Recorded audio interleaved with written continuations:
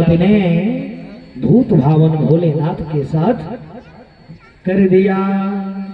बोलिए कृष्ण भगवान की जय हो।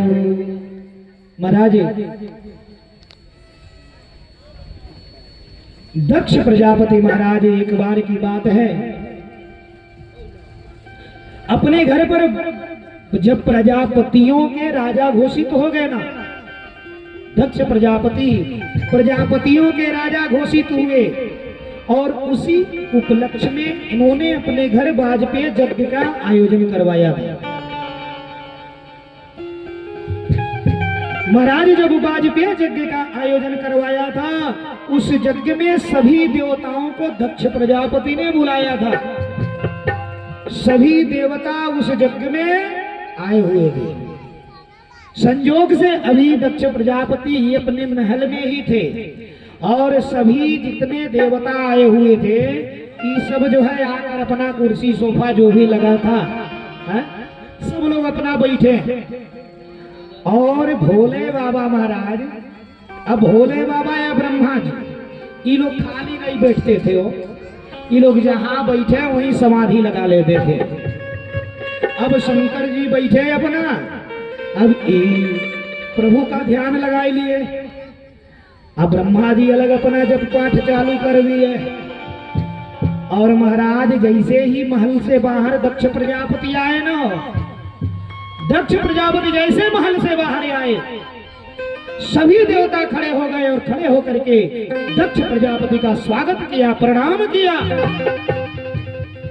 लेकिन महाराज उस समय भोले बाबा न हो, भोले बाबा का नींदे आंखें नहीं खुली, वो तो परमात्मा में विलीन थे हो। ना ही तो भोले बाबा की आंख खुली, ना भोले बाबा उठ करके दक्ष का प्रणाम किए। और महाराज दक्ष प्रजापति क्रोधित हो गया। अरे जितने देवता आए हैं सब उठ करके मेरा स्वागत कर रहे हैं, मुझे प्रणाम कर रहे हैं। ये स्वयं मेरा दामाद हो करके, स्वयं मेरा दामाद हो करके मेरा अपमान किया, नहीं तो खड़ा होकर के प्रणाम किया, ना ही मेरा स्वागत किया। महाराज दक्ष प्रजापति क्रोधित हो गए और क्रोधित होकर के भोले बाबा को बोलने लगे हो, उसी सभा में बोलने लगे, इस बंदर की नेत्र वाले के साथ मैंने अपने मृग की समान आंख वाली कन्या का विवाह ब्रह्मा जी के कहने से मैंने कर दिया। मुझे अपने कन्या का विवाह करके भी पश्चाताप है। मुझे इसे दामाद कहने पर भी लज्जा आ रही है। अरे ये पाखंडी है, ये अड़भंगी है। महाराज भोले बाबा को तरह तरह की बातें हो दक्ष प्रजापति लगे सुनाने। और महाराज नंदी वहीं खड़ा है हो। अब नंदी को बर्दाश्त नहीं हुआ हो। आई भृगु जो थे ना हो, भृगु जी दाढ़ी पर हाथ फेर के मुस्कुराए के खूब हंस रहे हैं। शिव का निंदा सुन करके हंसने वाले का बड़ी बुरा असर होता है हो। अब शिव की निंदा आलोचना हो रही है और भृगु मुस्कुरा रहे हैं। नंदी को देखा नहीं गया। नंदी ने कहा, भृगु ब्राह्मण यजमान के थोड़े से प्रलोभन में चापलूस हो गए हो तुम। वो अलग शराप दे रहा है, जा मैं तुझे शराप देता हूं। आज से तुम लोग का दिया हुआ शराप किसी को लगेगा ही नहीं। और इधर महाराज इतने नहीं, भृगु शराप रहे हैं, शिव के गढ़ पाखंडी हो जाए, शिव के गढ़ अड़भंगी हो जाए, शिव के भक्त ढोंगी हो जाए। बोले कृष्ण भगवान की शराप चल रहा है दोनों। और कहा कि शिव के भक्त भक्ष्य ग्रहण करें। दोनों तरफ से श्राप ही श्राप हो गया महाराज। भोले बाबा जानते हैं, भोले बाबा सबसे ज्यादा प्रेम किससे करते हैं, कोई बताएगा? सबसे ज्यादा प्रेम भोले बाबा किससे करते हैं, कोई बता सकता है? मैं बता दूं, भोले बाबा सबसे ज्यादा प्रेम करते हैं तो अपने नंदी से। बोलिए कृष्ण भगवान की जय। पार्वती मैया से भी ज्यादा अगर भोले बाबा प्रेम करते हैं तो नंदी से करते हैं महाराज। अब इधर दोनों ओर से श्राप ही श्राप चला महाराज इस सभा में। भोले बाबा इतने भोले हो, भोले बाबा उठे और सभा से सीधे चले गए। लेकिन महाराज जाने के बाद कभी गौरा मैया से कभी कहे नहीं, कभी गौरा जी से भोले बाबा ने कहा नहीं कि तेरे पिता ने मेरा इतना अपमान किया है हो। आज के दामाद रहे हैं, ससुरारी में कोई मिली देगा तो बर्दाश्त होगा? बर्दाश्त होगी? ससुरारी में फरिया बाबू अले के बाद पहले घरे में हरुए धुलई है। बोलिए कृष्ण भगवान की जय। लेकिन भोले बाबा महाराज क्या भोले हैं महाराज। भोले बाबा कर्पूर गौरम करुणावतारम, कर्पूर के समान गोरे हैं, करुणा के अवतार है, यानी दया के सागर हैं। संसार सारम भुजगेंद्रहारम, संसार के पालन करता है, गले में भुजंग लिपटा हुआ है, फिर भी सदा वसंतम हृदयारविंदे, सदा वसंत, सदा प्रसन्न रहते हैं भोले बाबा और हृदय में हमेशा परमात्मा का ध्यान करते हैं, विराजमान रहते हैं इनके हृदय में परमात्मा। सदा वसंतम हृदयारविंदे भवम भवानी सहितम नमामि, हमेशा भवानी के साथ में रहते। बोलिए कृष्ण भगवान की जय। महाराज अब भोले बाबा से सीखिए हो, भोले बाबा कितने भोले हैं। भोले बाबा के गटई में है सांप, है ना। अब भोले बाबा के लड़का के सवारी क्या है? बोलिए मूस। आप बताइए मूसे के सांप पक्का दुश्मन होता है कि नहीं? हाँ? अरे कुछ बोलिए कि खाली सुनेंगे आप लोग?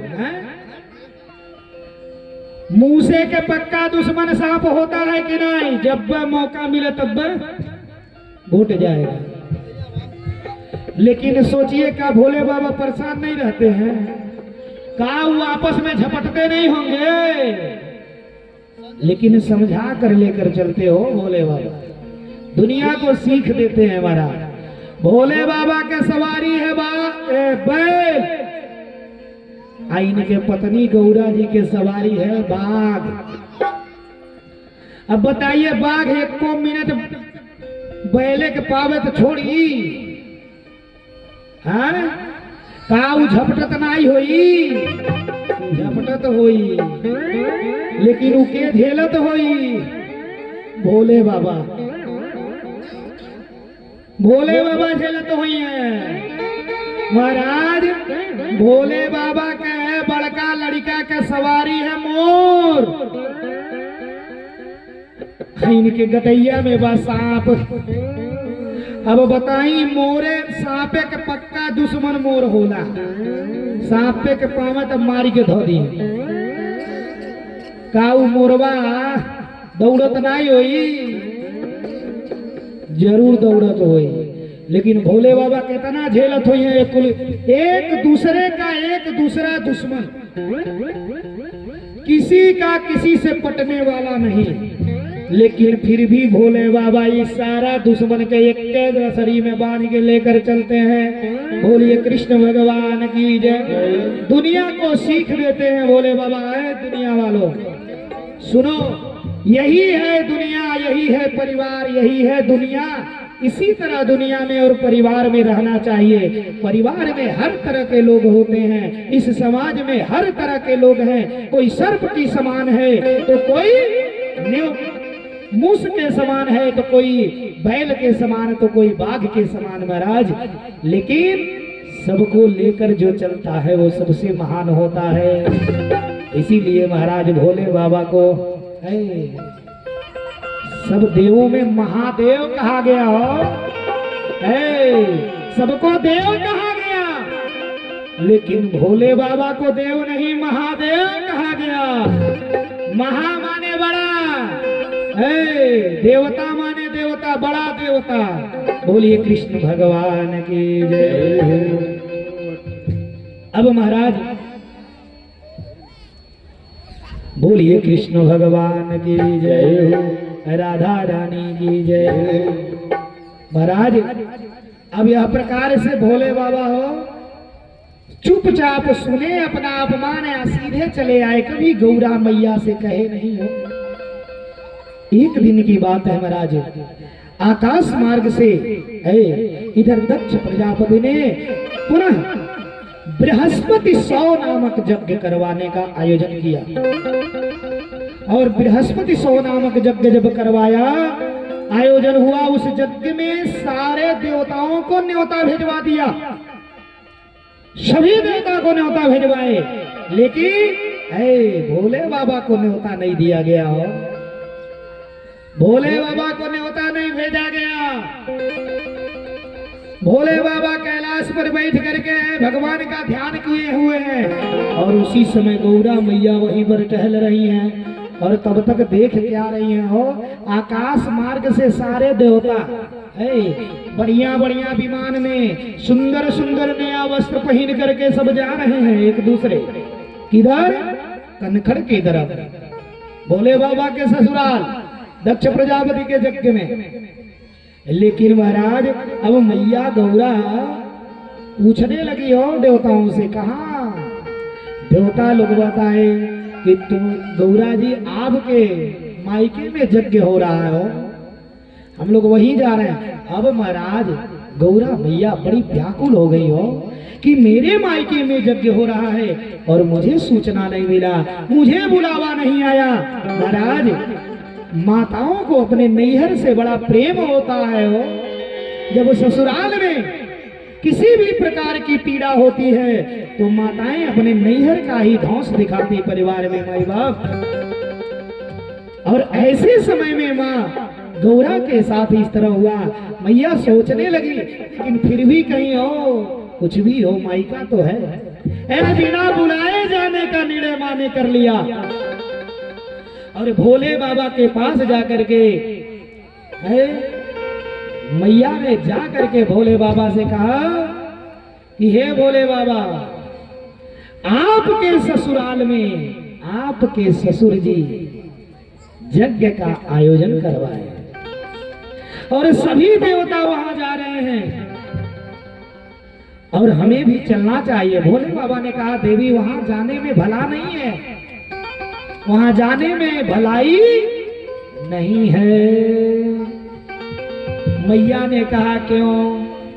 भोले बाबा तब इस दिन ये बात बतलाते हैं कि देवी जो घटना पूर्व में घटी है कि आपके पिताजी मुझसे क्रोधित हैं और इसलिए सारे देवताओं को न्योता दिया, हमें नहीं बुलाया, और इसलिए बिना बुलाए जाना अपमान है, नहीं जाना चाहिए, वहां जाने से भलाई नहीं है। बार बार मना किए, सती वहां जाने से भलाई नहीं है। लेकिन मैया सती इतनी व्याकुल हो गई माई बाप, अरे पिता के घर जगह हो, नैहर में जगह है, जिस बेटी के घर कोई फंक्शन हो और उसके परिवार वाले उन्हें ना बुलावे, वह घर पर बैठ करके क्या बीतता होगा सोचिए महाराज। वो क्षण बर्दाश्त नहीं होता है। उस समय वह बेटी बहन थोड़ा सा भी सहारा खोजती है, थोड़ा सा भी सहारा मिल जाए तो मैं तुरंत चली जाती। महाराज जब किसी बिटिया का बाप मरता है ना, किसी के पिता का मृत्यु होता है, तो जब वह बेटी अपने घर पर जाती है, पिता के मृत्यु पर जाती है वो, तो घर के देहली पर जाकर के वह बेटी पीछे पछाड़ खा करके गिरती है रोते हुए। जानते हैं क्यों? कि आज से यह देहली मेरे लिए पराई होती है। महाराज, जब तक बेटी का बाप जिंदा है तब तक नैहर में बेटी का जैसे चाहती वैसे बात कर लेगी हो, और बाप के न रहने पर बेटी असहाय हो जाती है। वो नैहर बेगाना हो जाता है, वो नैहर को अपना घर नहीं समझती, तब वह रिश्तेदार हो जाती है। क्यों कि माँ स्वयं भैया और भाभी के कृपा पर हो जाती है। माँ भी निर्णय नहीं ले पाती है हो, पिता के न रहने पर। इसीलिए बेटी जा करके पछाड़ मार करके उस देहली पर गिरती है और कहती है मन में रो रो करके, आज से यह देहली मेरे लिए पराई हो गई। महाराज, अब मैया सती हो, अब मान नहीं रही है। बोले बाबा मना कर रहे हैं, सती मत जा, भला नहीं है। अरे मैके न जाओ गौरा, मैके न जाओ गौरा, तेरा मेरा अनादर है। मैके न जाओ गौरा, तेरा मेरा अनादर है। मैके न जाओ गौरा, तेरा मेरा अनादर है। मैके न जाओ गौरा, तेरा मेरा अनादर है। गौरा तेरे बापू ने एक जगह रचाया है। गौरा तेरे बाबू ने एक जगह रचाया है। गौरा तेरे बाबू ने एक जगह रचाया है। गौरा तेरे बाबू ने एक जगह रचाया है। सब देवन को दिया नेवता, सब देवन को दिया नेवता। नहीं हमको बुलाया है, सब देवन को दिया नेवता, पर हमें न बुलाया है। गौरा तेरे बापू ने एक जगह रचाया है।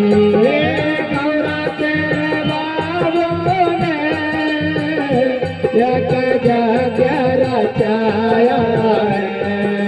वही सब देवन को दिया न्योता, सब देवों को दिया न्योता, नहीं हमको बुलाया है। सब देवों को दिया न्योता, पर हमें न बुलाया है। आओ गौरा, तेरा मेरा